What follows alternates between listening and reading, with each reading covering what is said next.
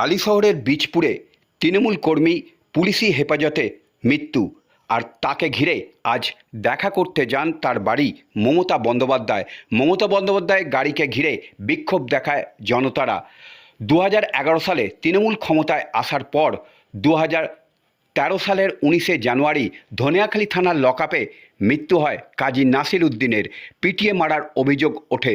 সেই ঘটনাকে ঘিরে তোলপাড় হয় রাজ্য রাজনীতি। পুলিশের বিরুদ্ধে অভিযোগ, তাই পুলিশি তদন্ত আস্থা ছিল না নাসির উদ্দিনের স্ত্রীর।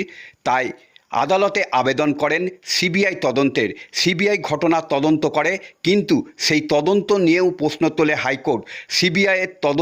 সিবিআইয়ের নিম্ন আদালতে যে চার্জশিট জমা দেয় তাতে সঠিক ধারা ছিল না, জামিনযোগ্য ধারা ছিল।